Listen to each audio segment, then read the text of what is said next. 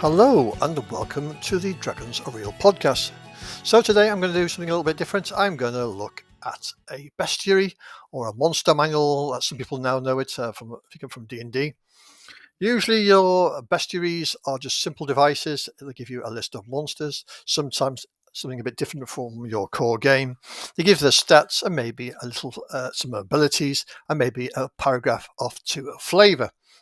So I'm always interested to see if anybody does it different. So today I'm going to be looking at the Monster Overhaul, which is by Skirples. This is something I backed on Kickstarter, and the hardback version is a big, thick, beefy tome. So let's dig in and see what we've got in the Monster Overhaul. So it starts off in the inside and back covers. We've got some useful tables. The way this is split up, there are 20 chapters of monsters in sort of categories, and each chapter has 10 further monsters. So if you want to, you can roll some d20s, pick your chapter, roll a d10 and get a random monster. There's a table for reaction rolls, which is an OSR style thing. Instead of a monster fighting to the end, you roll 2d6, and depending on its reaction, it will either attack or stand by. And there's 4 different tables you can roll in here. There's tables for reasons for an encounter, where you will find them indoors and outdoors, which are nice and generic. There is local attitude, unique feature, horrible aesthetics, and a generic creature upgrades. And this is 20 different things you can add to your creatures to make them a little bit different. I've not found this table that's in the front and back covers anywhere in the book, so this appears to be the only place it is. But it's things like if they're winged, two-headed, venomous, that sort of thing. The chapters that we've got are people, dungeons, dragons, thinking beasts, heraldic beasts, primeval, elemental, divine, dark and malign, a wizard did it, spring, summer, fall and winter, hostile forest, hot plains, mysterious mountains, stormy seas, strange water, and science fiction. And as I said, each of these chapters has got 10 creatures in it. The introduction to the book explains what this is about, and this book is designed to be a utility at the table, so you can get it out, roll in some random tables, and get up and going. There's a glossary of what all the abbreviations in the book mean and how they break down the monster statistics. Now, this is an OSR style game, so we have the number appearing, the hit dice, which in OSR games was a D8. The hit points, and that's usually the hit dice multiplied by 4.5. And then for each of them, it gives their appearance, what their voice is, what they want, what is their morality, and what is their intelligence. What I do like is armor is given as either none, leather, chain, plate, or plate and shield. So you can easily adapt this to whatever system you're using, whether it's an OSR game, a new SR game, or even 5th edition. Movement is abstracted to normal times 2, so that can be ported across to any game. It does include a morale system, which was core to the old OSR games, and that's a number between 2 and 12. And at certain times, like when you have the first death in your side, or half of your side are incapacitated, or something spectacular happens, you'd roll your 2d6, and if you equal or lower the number, that monster stays to fight. You roll higher than it, and the monster goes away. So a monster with a morale of 2 would almost always run away, and a monster of 12 is going to fight on till their death.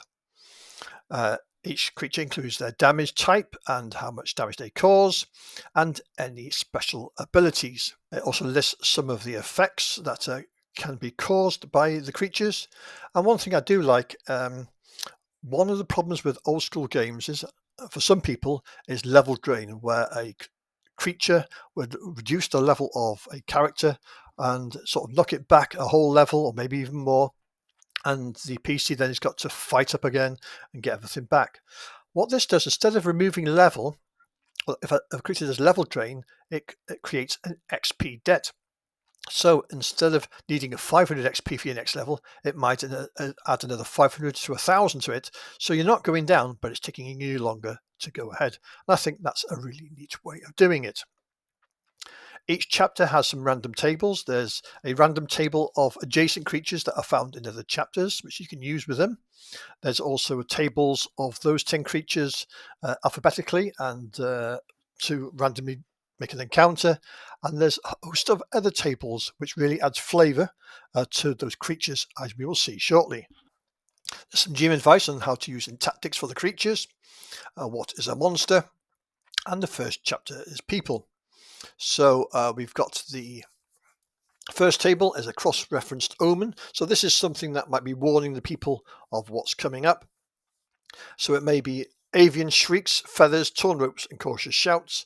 And the encounter is a griffin surrounded by 10 D10 barbarians hoping to capture and tame it. So each of the chapters has got this. We've got a random table of the adventurers, merchants, etc. in this chapter. A combined omen, which is creatures from this chapter plus from other chapters, where you'll encounter them both indoors and outdoors, which you can roll on for some tables. And dotted around the book are some specific, some example locations which you can slot into any campaign or game. And this one has got a generic village or generic inn. So I'm going to start off looking at the barbarian. We have one troublemaker or 10 D10 barbarians. They have a hit dice of 1 with 6 hit points. They're lightly armored warriors, heavily accented or incomprehensible. They want to have a good time, make some money, sing some songs. They're pragmatic, honourable when convenient. They have expertise with horses, wilderness travelling, trading and field machine. Their armour is as chain. They move normal, often on horseback. The morale is 10.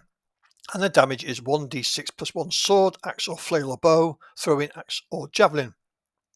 And once per day, a barbarian may perform a feat of strength. And we have a random table for feats of strength. And this might be something like they hurl a weapon object or surveyed limb up to 100 feet and does 1d6 plus 1 damage on a hit. So you could have them all having the same feat, or you can randomly roll for each of your barbarians. There's a random table for barbarian nations just over the horizon, and a random table for what the barbarians want. And then we have a list of 1d100 barbarians, and it gives a name and a distinction, so that you've got a bit of variety. So this might be Iberia, who speaks with beasts. So as you can see, quite a bit of work has gone into that list alone. So what I'm going to do now, instead of going through the entire chapter, every chapter, I'm going to pick some core beasts out that we would normally look at. So one that I always like to look at is goblins, because goblins are often boring. So let's see what Skirples does with boring, or what Skirples does boring with goblins.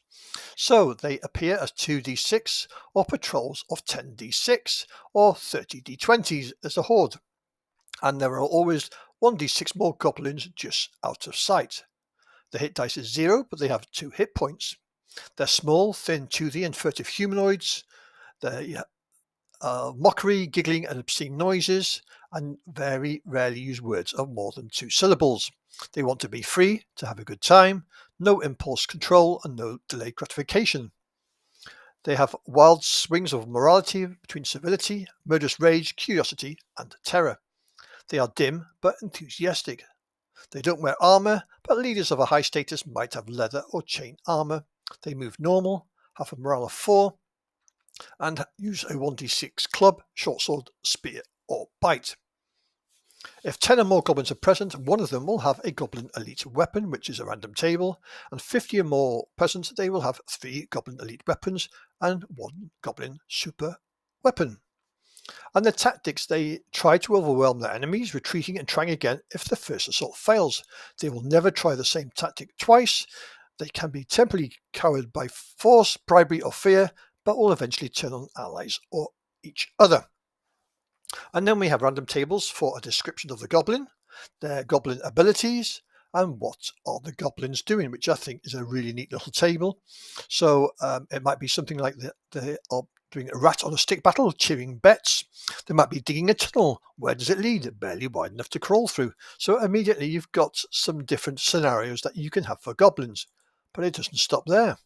We have a D100 table for goblin names and descriptions. Then there's a random table for goblin elite weapons, goblin mounts, another one for goblin traps, and goblin super weapons. So for an example, a goblin elite weapon might be something like Skelly Arms, chop them off a skeleton, melee 1d6 damage, tries to strangle. We've got another page of random tables with some goblin loot, a random table for where do goblins come from, the goblin fears, the fear reactions, another one for desperate endearing goblin tricks and goblin leadership methods, and a call-out box for some goblin trivia. So as you can see, a lot of work has been gone to goblins, so no longer will your goblins be boring. Another one I like to look at is vampires. So let's have a look at vampires and see what Scareballs has done with vampires. Vampires, we have one lurker or covens of 2d6. They have 8 hit dice with 36 hit points. They have fangs, piercing eyes, a normal voice. They want blood and power. They are drowned in all-consuming hunger. They're as smart as they were in life, but fixed in decaying morbid patterns. Their armor is as plate, and they're immune to non-magical damage, lightning, cold, and mind-altering effects. They move or fly normal. Their morale is 10, and their damage is 1d6 plus 5 claw. And instead of making an attack, a vampire can use one of the following abilities. An enthrall, where they target a creature within 50 foot, who must make a save or treat the vampire as a dreaded overlord for 48 hours. The bite, if they've got a helpless or enthralled victim, they can do 2d6 damage, and the vampire heals for the damage they dealt. And they may spread vampirism. They can extract thoughts, target a creature who must save or telepathically reveal one secret or memory to the vampire. A vampire regenerates 3 hit points per round, and if it reduced to 0, it explodes into mist and reforms in its resting place or grave, remaining immobile for at least 8 hours. Final death can only be accomplished by one of the methods below. And then we have a random table of vampire names and features, their titles and what they're addressed as. Then their demeanor, foible, and the final death method. So it might be heart excision, repeated funeral, or douse in vinegar. So we've got some nice examples there of how you can kill a vampire. Then there's a random table of vampire contagion methods, how the disease is spread, additional vampire special ability table, a vampire restriction table, so that's how you slow them down, so they cannot cross a line of sight, for example, or mirrors might stop them in their tracks. What's a random table for a vampire weakness, a vampire rumor table, a vampire aesthetics table, and then we have tables for their origin, their age, the explanations for their behavior, another random table for servants of the vampire, favored followers, and their location. And this is followed by a generic Gothic manner. So as you can see, just by looking at those two creatures, a lot of work has gone into this. Not only do we have their stats, there are a host of random tables that really give some flavour to these creatures. And I think you could roll randomly on these tables for one of the creatures you want to use, and it'll set you up of what's going on and give you some great plot generation ideas. So instead of going all through all these monsters now, let's just go back and see what else you get, and you get some ideas of some of the creatures that you will get in this book. So we've got the standard things like beasts. So these are things like your griffin, your hydra, your cockatrice. We've got your darker malign stuff, so zombies, werewolves, vampires. Things you find in the dungeon like mimics, oozes, and orcs. Primeval creatures like lizards, apes, and sloths. 10 different types of wizards. 10 different types of dragon. And maybe we should look at some dragons. Maybe not. We'll leave that for you to buy the book and have a look. Some elementals, and then we've got things that you'll find in different parts of the year. So in the spring you'll find a centaur, druids, or a shambler. Or summer it might be a pyromancer, a sundog. Fall and winter, hostile forest, things like bears. Go on, let's have a look at the bear, because everyone likes a bear. And it goes in the old formula of, if in doubt, just use a bear. So we have 1d4 bears, 6 hit dice with 27 hit points. Yeah, no really surprise with the description of a bear. Unless hungry or wounded or very agitated, bears prefer to drive intruders away from their territory with loud roars and aggressive display. And they do 1d6 claw, which has got 2, and a 1d8 bite. And if both claw attacks hit the same target, the target takes an additional 1d8 damage and is stunned for 1 round. There's a table of legendary bear abilities, some bear variants. So we've got the brow mane bear, tan face bear, dome face bear. Their disposition, whether aggressive, cautious, or curious. 10 things found in a bear den. So bears is just a one-page one, but as you can see with some of the others, there's pages and pages of creatures. Then we get to the back of the book. We have an indices section, the Celestial Index of Benevolent Knowledge. We have an index of monster utilities, a generic mega dungeon, and importantly, an alphabetical list of all monsters. And as you can see from this list in front of me, if you're watching on YouTube, no good if you listen to the audio podcast, all the creatures are there, nicely indexed. So that is the Monster Overhaul by Skirples. It's available for $30 from drive-through as a PDF. It's 300 plus pages. I'm not sure if it's still available as a hardback. So you might think it's a bit pricey for a PDF, but as you've seen, a ton of work has gone into it. I've got the big hardback version, which I think was a Kickstarter exclusive. It really is, I think, a great addition to your arsenal. And whether you play an OSR game, a new school game, a free Kriegsspiel game, or even 5th edition, I think there is loads to be taken away from this. So that's a big thumbs up for me, the Monster Overhaul. Check it out. Thank you as ever for listening, and I'll catch you all on the flip side.